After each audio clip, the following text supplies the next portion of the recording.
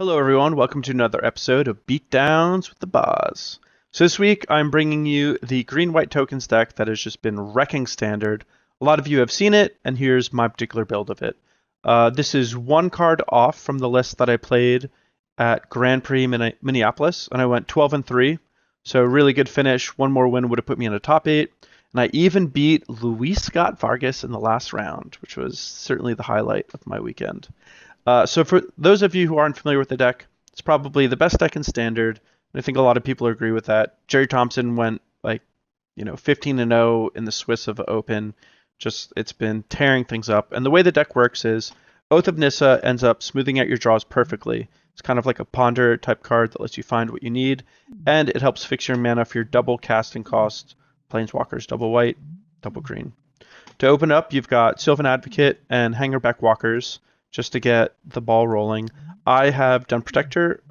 Some people do not have the Den Protectors, but I really like them. They're a great way to attack opposing Planeswalkers, get a little value, and just smooth out your curve. Nissa, Voice of Zendikar, and Gideon, Ally of Zendikar, are two of the big ways that this deck does well. You start with some creatures on the board, mix it with some Planeswalkers, and it's really hard for anyone to answer what you're doing with just like a Languish, because you've got this split between creatures and Planeswalkers. Got Nissa, Vastwood, Seer here as basically the 26th land. That was the one change I made from the Grand Prix. And then Dromoka's Command, greatest removal spell. Angelic Purge does a lot in this deck. Sacrificing your own stuff is good with Avacyn to flip it. Can be good with Hangarback Walker, because sometimes the flying tokens are more important. And you usually have Oath of Nissa hanging around as fodder. So the sacrifice a permanent part is not really that much of a drawback with this card. Secure the Waste is phenomenal with Gideon and Nissa, and it just helps you play at flash speed.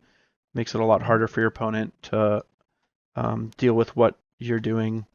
And then Archangel Avacyn is just a great way to protect your board presence and push damage against control decks, or it's a sweeper against the really aggressive deck. So it really is the cherry on top of this deck. And then on the sideboard, I have more Angelic Purges, which are kind of a pet card of mine. Quarantine Field is also a bit of a pet card of mine. Haven't seen a lot of other people play it, but I love this card. Against Grixis, it's just always a 2-for-1.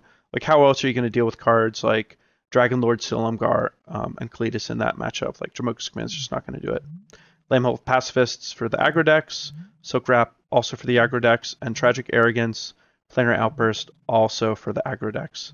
Linvala, the Preserver, good against the aggro decks, but it's also good against any deck that's like more mid-rangey with Eldrazi Displacer or Reflector Mage. You play Linvala, it's like they just can't hang with it. It's great. Also really good in the mirror. And then Evolutionary Leap is a card that a lot of people have been playing in the main deck, but I mainly just like it against control decks. So I have it on the sideboard. I don't like it against the field like some other people do. But anyway, that's the deck. It's absolutely great. I'm sure we're going to wreck some face tonight. So let's get on with the beatdowns.